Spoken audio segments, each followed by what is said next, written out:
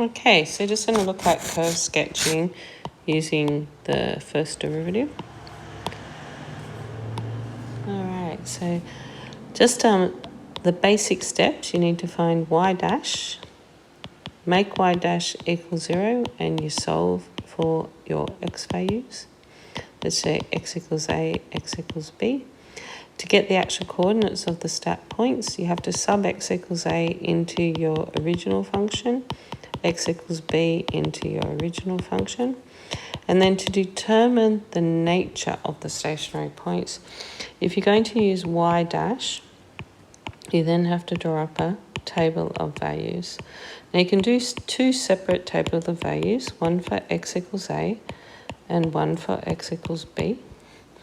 And at those points, the gradient is 0, so we put 0 there.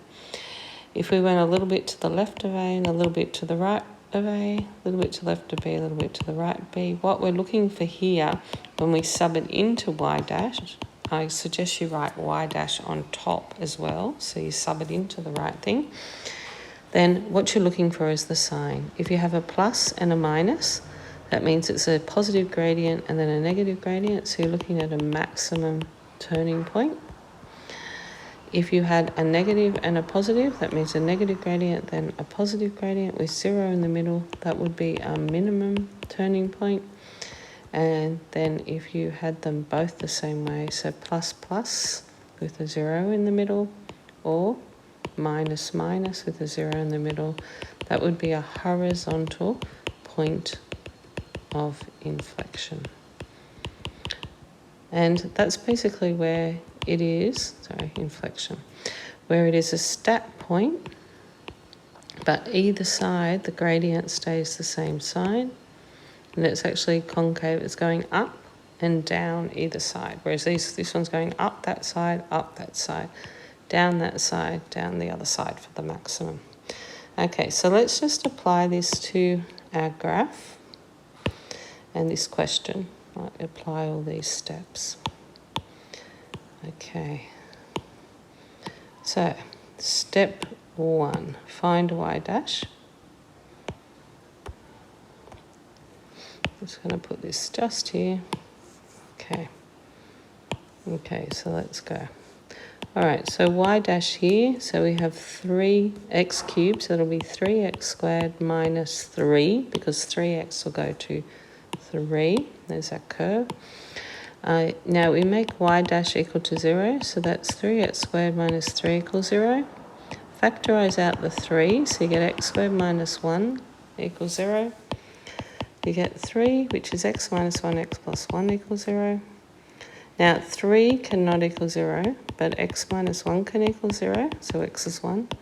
And x plus 1 can equal 0, so x is minus 1.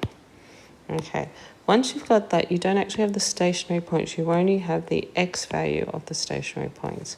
So you then need to find the y value. And you find the y value by subbing in to the original equation. So the original equation is x cubed minus 3x plus 2. So that's minus 1 cubed minus 3 times minus 1 plus 2. Minus 1, you end up with 4. And if you put 1 in there, it's 1 cubed minus 3 times 1 plus 2. So that's going to be 0. So your stat points is minus 1, 4, and 1, 0. So now what we have to do is we have to determine the nature of each stationary point. So if we're going to use y dash, so see in the question how it says determine the nature up here. So to determine the nature, we use y dash, and we're working out whether it is a maximum, a minimum, or a horizontal point of inflection. So a maximum would be a plus to a minus with its gradient, a minimum, a minus to a plus with its gradient, a horizontal point of inflection, it's the same sign, whether it's negative, negative, or plus, plus. So we've got y dash, which is equal to 3x squared minus 3. And what we've got to do is draw up a table of values. Now you can draw one big long table of values, or you could do it separately.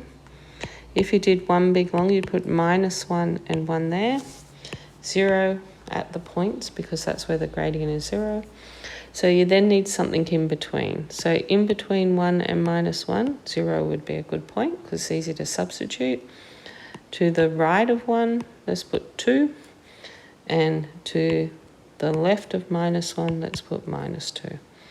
So if you put these in, it's also good. See how you've got this up the top here. It's also good to put it in the factorized form because we're actually really interested in the sign of this. So if you put it into that as opposed to that, it's a lot quicker to find out what the sign is. So let's just say, first of all, we'll put the -2 in. So it's 3 minus 2 minus 1 minus 2 plus 2 minus 2. Oh, sorry, that should be a 1. My mistake. See my hesitation because it would have ended up being 0. If it ends up being 0, it's potentially a stat point. Okay, so let's just correct that. All right, so that would be +3 times -3 times -1. So that's actually going to be a positive there.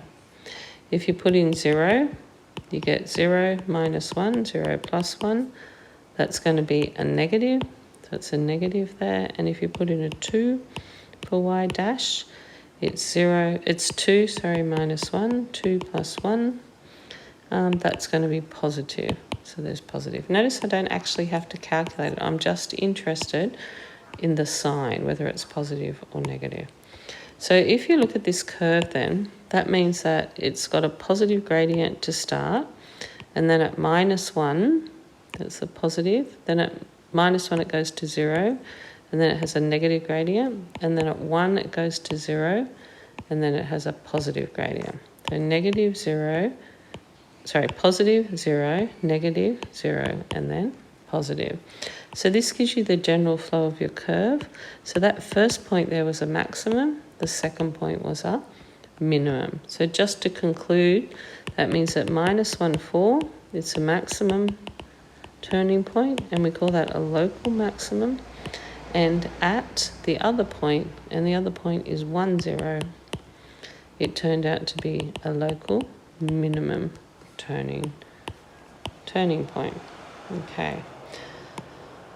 All right, so the second part of that question says, hence sketch the functions showing the stationary point, and you notice also the y-intercept. So the y-intercept is always quite important to find as well. So the y-intercept is always where x equals 0.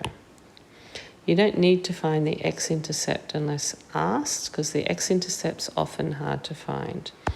So the actual curve is y equals x cubed. Let's just get the whole curve correct. Minus 3x plus 2. Okay, so here we go now. We know that -1, 4, that's a max. And we know at 1, 0, that's a min. When x equals 0, y will equal 0 cubed minus 3 times 0 plus 2. So that means that the y-intercept is 2. So now all that's required is to plot these points onto a number line. Make sure that the x has one scale and the y has another scale that is common. So if you go -1, 1, 2, 3, 4, and you go 1, and then you go to 0. So the first one was a maximum, the second one was a minimum, and we know that it must go through 2. So it's going to go like this, down here like this, and then it does continue. And don't worry about the x-intercept. And that would basically be the basic shape of your curve. It's always good to label your points. So 1, 0, -1, 4, so that there's no mistaking that you know what you're doing. And the y-intercept is 2. Okay, so I'd really like to just run through another curve. I want us just to look at y equals x cubed x minus 3. Okay, so what we're going to do for this curve is we're going to find any stat points and determine their nature.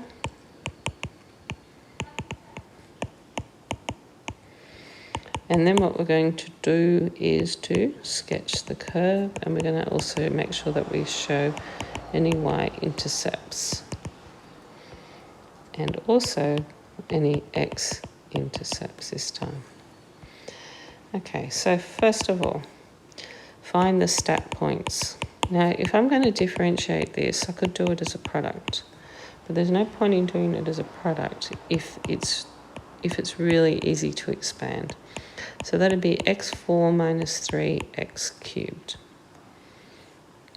Okay, so y dash will equal 4x cubed minus 9x squared. Make y dash equal 0. That would be x squared. 4x minus 9 equals 0. That means x squared is 0 and 4x is 9, or x is 9 on 4, or 2.25, 2 1/4. And x equals 0. Find the y value for each of these points. Okay, so when you put 0 into the original function, 0 cubed 0 minus 3, you get 0.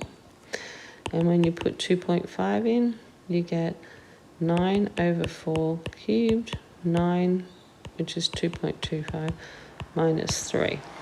Okay, so you end up with, just going to have a quick calculation of that with the calculator.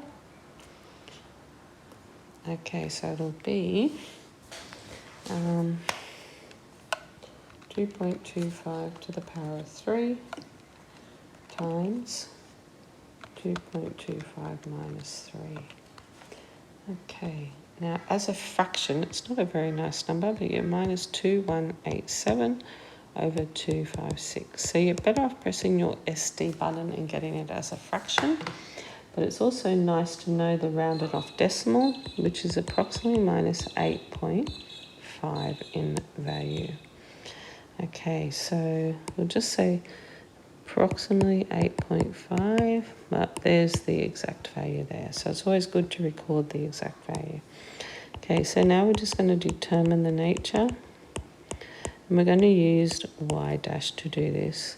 So draw up a table of values. We're going to keep it all in one row. Therefore, we've got the order. So if we look at this, we first of all go 0 and then 2.25, and we need to find things that are in between it. So in between 0 and 2.25, I'm going to choose 1 because that's quite easy. Bigger than 2.25 we'll do 3. Less than 0 we'll do minus 1. And then I'll put 0 at 0, 0, and then I will do another 0 at 2.25 because that's where the gradient is 0. Okay, so if we write down what y dash is, and I'm going to put it into its factored form because it's easier to sub, we're going to put minus 1 in for the x first, so it's minus 1 squared, 4 times minus 1 minus 9. Okay, I know that that is negative because this whole thing's negative and that's a positive. And then if I put 1 in there, 4 times 1 minus 9, that's also going to be a negative. Notice two of the same signs. What is that indicating? Let's have a think about that. And then you put 3 in, so it's 3 squared, 4 times 3 minus 9. That's 9 times 12 minus 9. That's actually positive. Notice I'm only interested in the sign. I'm not really interested in the value because the sign is enough to indicate to me what the gradient's doing. And when it's in a factor form, it's very easy to see the sign because I can see this is a positive, that's a negative. This is a positive, that whole thing's a negative. So positive times negative. This is positive and positive. Okay, so looking at this, we need a negative gradient for we're just looking back up here. So negative gradient and then negative gradient. So that's looking like a horizontal point of inflection. Then we go 0 and a positive gradient. So you can see the curve's kind of going like that. That's at the 0, 0 point. And it comes back up, and that one's at the 2.25 minus approximately 8.5 point. Okay. So when we're going to sketch this now, and it's y equals x cubed, x minus 3, we need to also make sure that we get the x and y intercept. So if you put in x equals 0, you get y equals 0 cubed 0 minus 3, which is 0. And if you put in y equals 0, you get x cubed 0 minus 3. So x cubed is 0, x is 0. And this one here, this one will be x minus 3 is 0. Okay, so that means that it intersects the y-axis at, the x-axis at 3 and 0, and the x-intercept at 0. Okay, so in summary, our points are 0, 0, and 2.25, and 2.25 minus 8.5, which exactly, so it's 8.5 minus 2187 over 256. Okay, so let's get this information down on our graph. Okay, so we go 0, 0. We know that's a horizontal point of inflection. See how also with that it was minus, minus. That means I know it's going to be coming down this way somehow. Okay, and then that's 2, 4. So 2.25's there, and you go approximately down to 2, 4, 6, 8. So minus 8.5, so it's 10, so it's somewhere there. So let's see, that would be there. So that's going to be 2.25 minus 8.5. So that's going to be our minimum. Come down here like this and go straight up. And that's basically what your curve is. There's a little bit of an issue. I know that if I just draw this a little bit better to scale, the actual stat point which is there, I think that would have to be 1, 2, 3. So it actually has to go through 3, because I think when we did the x-intercept, let's just go back up and check the working. Yep, there it is there, the purple number. The x-intercept is 3. So when I draw it back up, I have to go through 3. The y-intercept was 0, and that's definitely what happened. I've got my minimum. So once again on here, just make sure that you go 2.25 minus 8.5. Just put your points in, and your intercept's 3, 0. Anything you're asked for, because if you do that, then you're less likely to leave it out or leave an important point out on your diagram. Okay.